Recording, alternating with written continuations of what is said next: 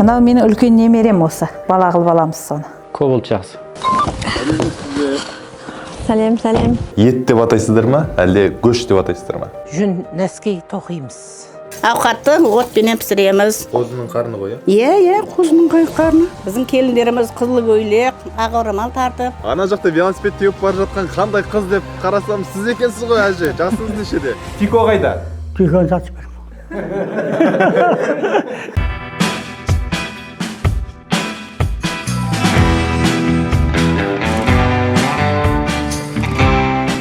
Ассалаумағалейкум жолаушыларым. Бұл бар қазақтың басын бір YouTube арнаға біріктірген жалғыз жолаушы жобасы. Біз Тақтакөпір ауданынан шығып, Берунидегі Қызыл қалаға бет алдық. Ол жақта да қазақтар тұрады. Жол бойында осындай әдемі көріністі көзім шалды. Сөйтсем, бұл Сәндібай мұнарасы екен. Қай жылы салынғаны белгісіз. Бұл аймақта Сәндібай есімді бай өткен, оның мыңғырған малы болған, бірақ құран бағыштар ұрпағы болмаған. Сөйтіп өзінің атын қалдыру үшін және осы аймаққа мұра болсын деген ниетпен үлкен мұнара тұрғызған. Ал оның қасында мінеки бейіт орналасқан бұл Сәндібай мен жұбайы Маржан осы жерде жерленген екен. Тағы бір қызықты дерек, бұл жақта Маржанкөл атты ауыл бар. Бұл да енді Сәндібай байдың жұбайының құрметіне қойылған деп айтып жатады ел арасында жұрт. Сәлеметсіз бе әже? Қалыңыз қалай? Жақсы, қалай өзің аман сау барсың ба? Ана жақта велосипед теуіп бара жатқан қандай қыз деп қарасам, сіз екенсіз ғой әже, жасыңыз нешеде? 58-де. Төркінімен баратырмын. Төркініңізде осында ба? Азында ерте тұрасың, шаруашылыққа бір айналып келесің, велосипедте жүрген. Бұл бір спорттың бір түрі, кәдімгі. Шынығасың.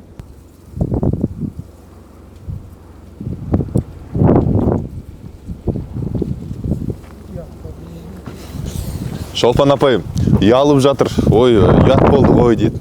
Біз енді ұялып қалды. Бірақ айтамын да, екінің бірі осылай велосипедпен жүре бермейді ғой. Болды, бұрат. Көп болды жақсы. Шыдамды машин, қадабойлары мықты олардың. Төзімді кете бермейді. Таланттардың барлығы ауылдан шығады демекші. Заманбек бауырымыз, жасы небәрі 20-да. Міне бұл соның көлік жөнінде орталығы екен. Енді осы жақтағы бауырларымыздың талантына тәнті болып отырмын. Мынау міне газель. Адамдарды тасымалдайтын газель болған ғой. Ал оны біздің жігіттер бөлген. Сөйтіп бөліп, оны жүк тасымалдайтын газельге айналдырған. Бір айда ма 40 күнде ма шықты бұл машин. Енді артына да адам отыратындай. Адамда отырады, спальный болады бір жағы. Техпаспорт ше. Оның бәрін ауыстырып тастадыңдар ма? Иә, бәрін ауыстырдық. Документ барлық жағы саз, ол жақтан әңгіме жоқ. Газельдің бір бөлігіне жүк қылды, ал енді екінші бөлігі қазір қойма рөлін атқарып жатыр. Бүйіншек деген мынау қойдың ішінде тұрадын, қарнының қасында тұрады бұжы деген. Міне, бұжы. Қазыдан қандай айырмашылығы бар? Айырмашылығы әзішіп көрсеңіз білесіз. Мынаны сосын қарынға саламын. Мінекей. Бұның ішінде не бар? Бұның ішінде де ет бар. Мынадан ауысқан етті мынаған саламын. Біздің келіндеріміз қызыл көйлек, ақ орамал тартып, осындай да қамыр жайып ауқат береді. Ауқатты отпенен пісіреміз. Мына водопровод ағып тұрып та тынбайды. Тынып қалмайды еш. Барын салып бізді күтіп жатыр. Тіпті мен келеді деп қарасын да сойған екен. Рахмет осындай көңілдеріңіз, ниеттеріңіз үшін. Және міне жеңгемнің нан жайып жатқанын қарап отырмын да тура циркульмен сызып қойғандай доп-домалақ.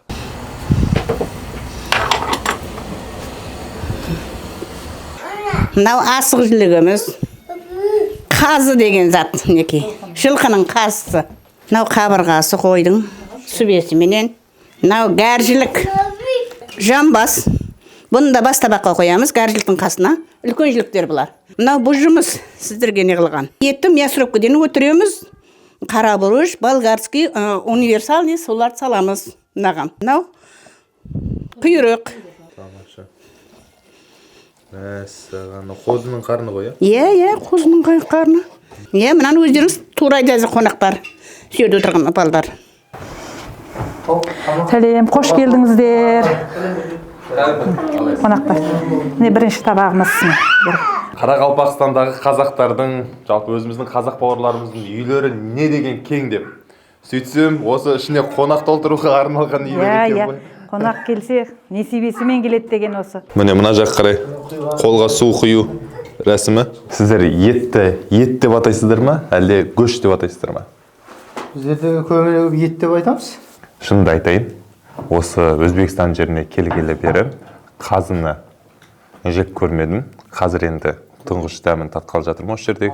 Сүрлеп жасалғаны көрініп тұр. Түрі өте бір андай тәбетті ашады ғой.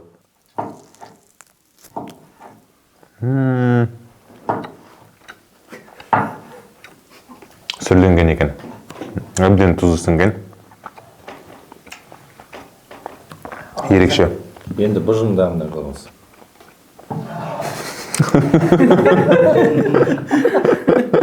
Балғын бүжі.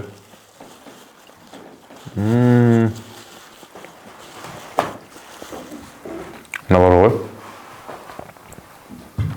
Манты бар ғой. Сол ішіндегі ет сияқты бар ғой. Ағамыз тұрған кезде жас болып мен басты ұстаған дұрысын. Бізде жаңа айтады ғой, алыстан 6 жасар бала келсе, 60 шал келіп сәлем береді деп. Сондықтан жол сіздікі. Бізде бала күнімізде осылай құлақты осын жас балаға беруші еді. Міне Нұрисламдай өзіміздің бауырымызға міне. Құлағын кесіп берді. Құлық.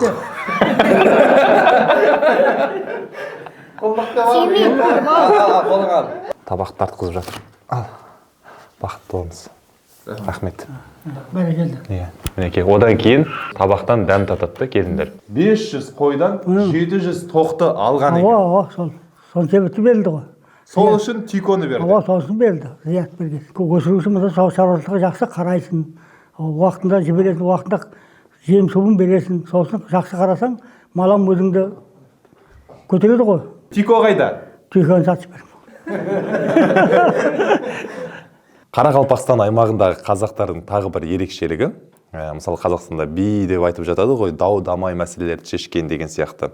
Бұл жақта да осындай жүйе бар, бірақ оны мақсұм деп атайды екен. Біз бүгін келіп жатқан үйіміз де сол Тәңір берген мақсұмның үйі, былайша айтқанда тегін шаңырақта емеспіз. Мақсұм бұл текті атаның ұрпағы. Негізгі міндеті ел ішіндегі тұрақтылық пен сыйластықты сақтау және шариғи амалдарды орындау. Әр рудың өзінің арқа сүйер мақсұмы болады. Ол кейін қайтыс болсаң, жаназаңды да оқиды. Сондықтан Қарақалпақстанда мақсұмға сыйластық жоғары. Оның сөзіне тоқтайды. Әрине, мемлекет конституциялық заңға бағынады. Дегенмен ағайын туыс арасындағы мәселені асқындырмай шешіп тастау мақсұмның міндеті саналады. Әкемнің әкесі Қайыр Мақсұм атам осы газдың осы жерден келіп тартылуына бәріне себепші болған адам. Аллаға шүкір айтып, осы елдің Алла Тағаланың бергені ғой бірінші. Елдіге басшы болып, әйтеуір осы газды тартып, осы жерден өтсін деп, үстінен газ бар, Құдайға шүкір. Водопровод та бар біздерде. Барлығы жағынан Аллаға шүкір жақсымыз. 25-30 жабамыз. Мақтаның несі пая дейді ғой.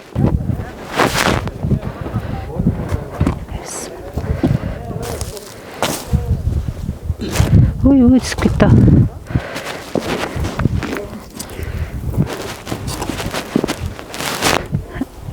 Микрофон қызып кетпей ме екен өзі?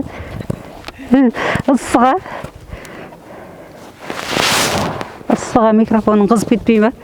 Түсіп кетті ғой. Ер адам келсе тандырдың басына түседі да осылай. Біздерде сондай ырым бар. Мынау келіншегім екеуміз бірге сауамыз. Бір 15 түйем бар. Ақ түйе, қара түйе, мұрны қисық түйе, құлағы кесік түйе деп өзіміз білген немісті не аламыз да сауып атқанда. Оны түйенің етін сойғанда жіліктеп соямыз да біз. Болмаса жазында да қысында да жеу беруге болады. Енді бір жілігі 30 кило, 40 кило шығады оның түйенің көші жілігі. Оны жазында алып сақтай алмайды да халық. Мен де осы жас кезімде кішкентай уақытымнан бастап түйе сауғанмын.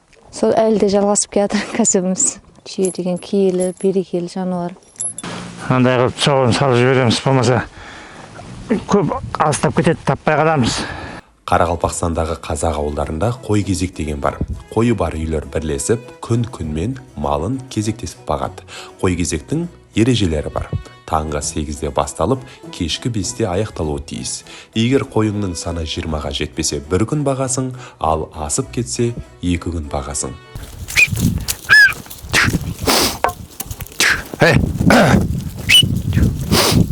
Тоңбайсың ба? Жоқ, неге тоңасың? Жаяу бағасың ба? Жаяу. Үстіңе не кидің? Кәдімгі киім. Жоқ, қалың киім киіп алғанша суық қар жауып тұр ғой. Жүріп бар сүй. Сіреңкемен от жағып жүрмасыңдар. Дұрыс. Ал мұнда тамақ. Қандай тамақ алып шықтың? Кәдімгі жейдің өзің. Жоқ, ыстық тамақ бар ма дегенім ғой? Жоқ, ыстық тамақ жоқ. Нан су ғой. 7 балаңыз бар ма? Иә, осы 3, 4, 5, 6, 7. Әр бала өз несібесімен туылады дейді ғой. Тәрбиеленіп жатырыпты, өзін өзі үлкейгендері кішкентайын бағады кете береді деген ғой астан. 7 бала тапқан үшін бір андай алтын алқа, күміс алқа дегендер бар ма? Жоқ, біздерде ондай не жоқ, алқа жоқ. Кәдімгі қазақ салт дәстүрін ұстанамыз өзіміз Өзбекстанда жасағанменен. Тұсаукесер бәрін істейміз, бесік той. Асыңа береке берсін, басыңа дандарыңыз көп болсын. Тәтеңнің көтімдері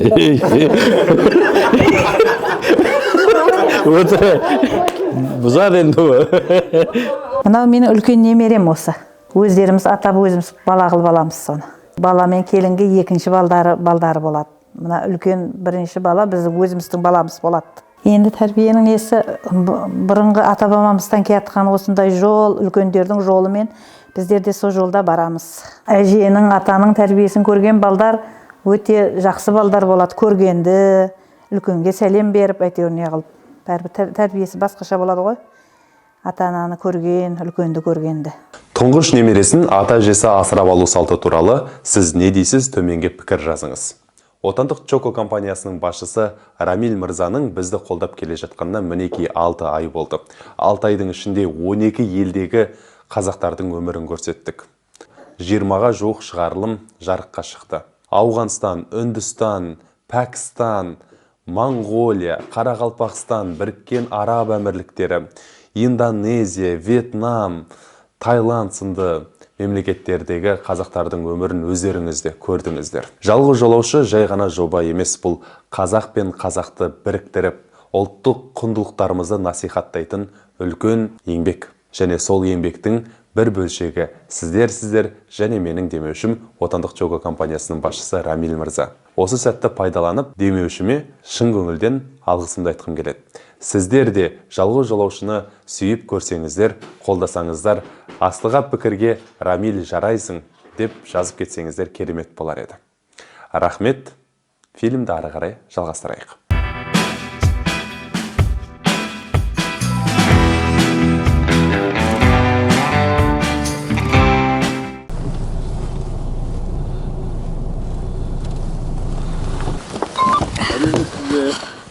Сәлем. Ауылдың бизнес вумандарысыз ба? Иә, біздің шағын ғана магазиніміз. Ауылдың ішінде қарызға беру, қарыз актер жазу деген сияқты. Енді ол барлық неде кездеседі, бәрімізде де бар ол. Ең үлкен абысыным, атыңызды айтшы. Байрамгүл. Одан кейінгі абысыным. Атыңды айт. Жас. Одан кейінгі абысыным. Одан кейін өзім. Мынау сол үйдің үлкен баласы. Абысындардың атын атпайсыз ба сонда? Атын айтпаймыз ғой бізде. Неге? Сыйластық қой. Нанның құны 2000 сом екен. Былайша айтқанда 100 теңгеге де жетпейді. Жүн нәскей тоқимыз. Үйде тірлік осы қолдан келетін өнер. Қарап отырмаймын, арасында мынандай аттың ою, мынандай ойлап киіз басып, мынау киізіне қар үйге жабатын киіз 41-42 кетіндерге болады. 43-44 кетіндерге үлкен аяғы. Байпақтың құны қанша? Бұны құны қанша? 25-тен береміз. Мына екі байпақты мына жүн үйіріп қойсам 2 күнде тоқимын да қоям. Арзан болғанда енді халықта ақша жоқ қой біздің. 30 дегенменен апа қайтсайшы, бір 500 сом қайт дейді. Ай жақсы, жарай тағы тоқимыз қой дейміз де беріп жібереміз. Айтып жатыр 25-30 мың сомнан береміз деп. Енді менің көрермендерім үшін 30 мың сом біз үшін енді бұл көп ақша емес қой. 1200 теңге ғана шығар ары кетсе. Соған осындай табиғи байпақ ала аласыздар. Қазір төменге нөмірін қалдырып қоям, WhatsApp нөмірі. Жазыңыздар және мен сияқты осындаған тапсырыс беріңіздер. Қол өнері осы өзімнің істеген балдарыма ниеттеп мына үйіне қабырғасына тұтсын деп. Ал кейдіркі мынаны оямын, одан мына қой жүнінен иіремін, бұны бояу деген болады. Менің отбасым, бала шағам осы бір көшенің бойында тұрамыз. Осы 4 баламда осы мына Дейхандар деген көше осы көше. Дейхандар деп аталуының себебі біздің көшеде барлық егіннің түрлерін егеді. Помидор, сәбіз, пияз, чеснок барлығын өзіміз егіп аламыз. Содан таярланған өнімдер барлығы да. Мына жиде дегенім осы атызда өсіп тұрыпты. Біз көшеден нан сатып алмаймыз. Ал мына дәнектер ше? Дәненді жаңа мына шаңғалақты тастамаймыз. Соны шағып, жейді балдар. Жүре берсең көре бересің деген қазақта сөз бар ғой. Қазір тұңғыш рет мына жүгері нанның дәмін көргелі жатырмын. Өзі ерекше болады екен. Түрі мен сияқты қоңыр болады екен. Қазір дәмін көреміз.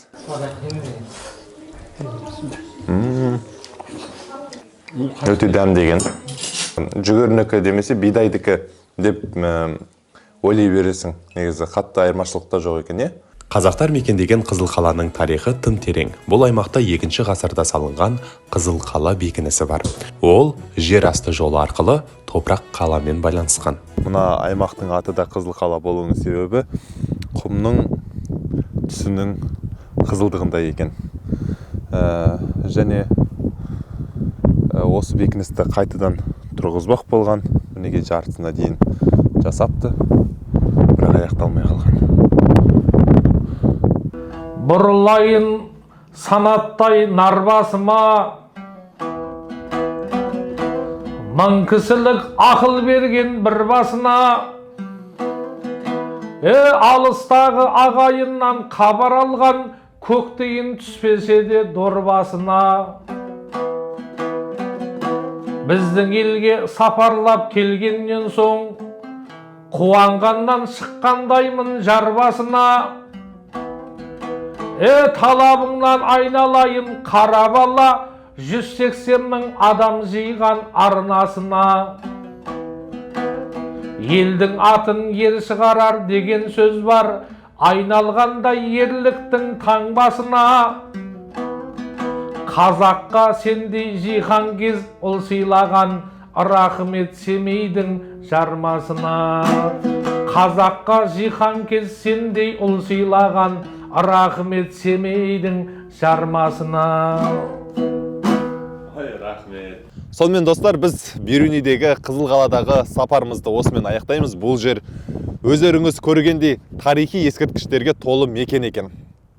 Қазақтар осындай өмір сүреді. Енді бір байқағаным, олар тұйықтау көп ашыла бермейді екен бұл жақтікі енді. Тақтакөпірдегі қазақтар ашық болса, бұл жақтағы қазақтар сәл тұйықтау екен. Дегенмен өздерінің тілін, дәстүрін жоғалтпай, қонақты барынсап, күтіп алып шығарып салатын мықты жұрт екен.